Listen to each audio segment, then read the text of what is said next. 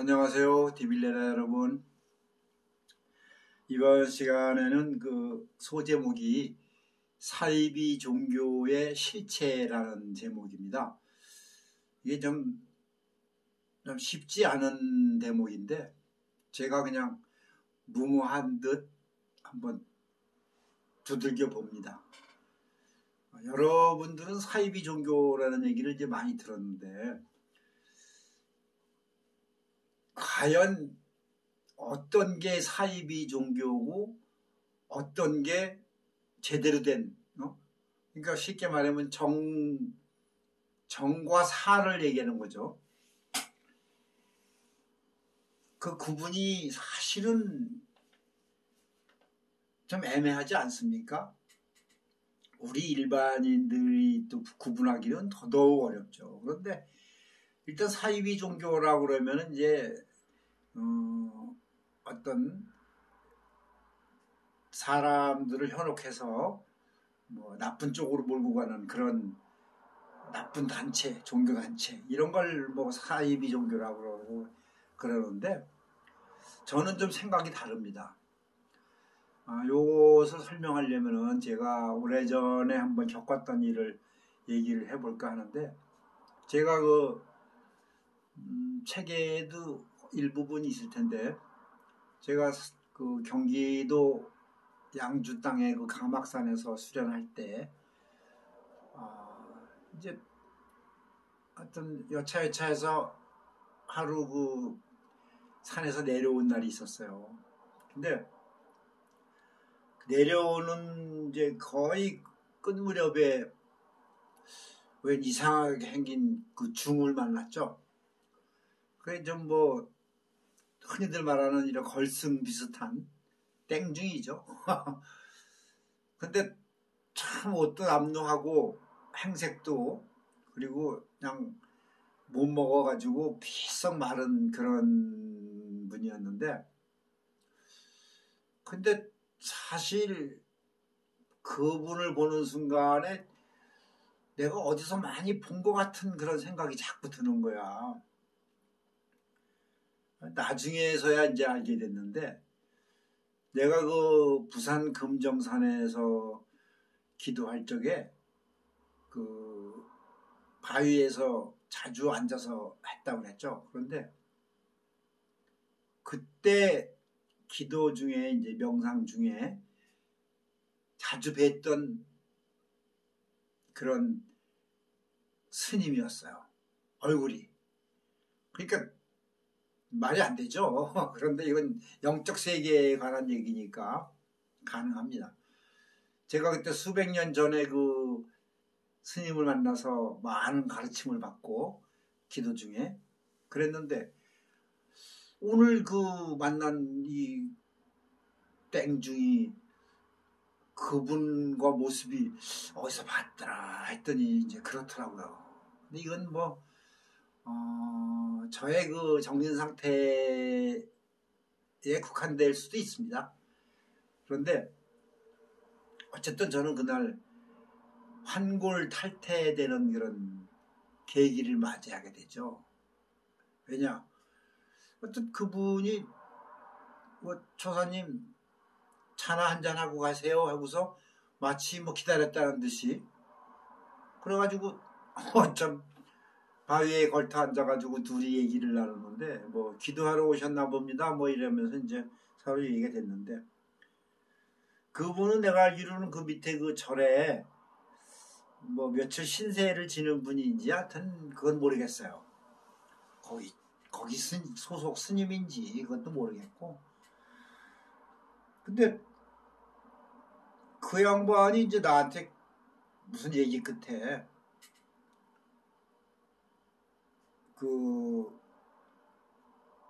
나보고 물어보는 게 이 정법과 사법, 그러니까 정사의 구분을 어떻게 하십니까? 그리고 묻는 거예요. 이게 쉽지 않은 얘기지. 근데 깜짝 놀랐지 나도. 근데 또 그때만 해도 나도 이제 뭐 한참 팔팔할 때라 바로 대답했죠.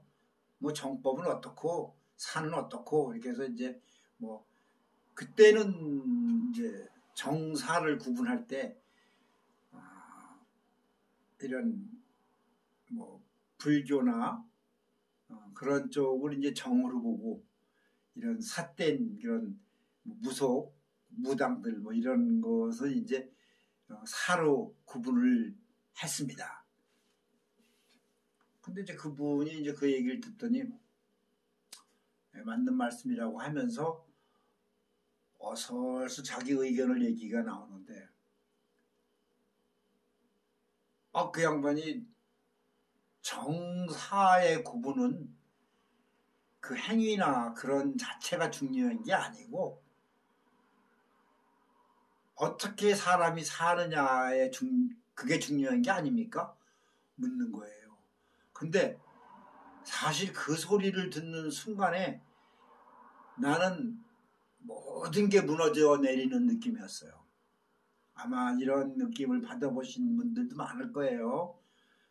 그러니까 내가 그동안 알고 있었던 것들이 뭐 그냥 삽시간에 무너져 내리고 그때 그 충격은 말도 못했어요. 그냥 전율이 오더라고 몸에. 무슨 얘기냐?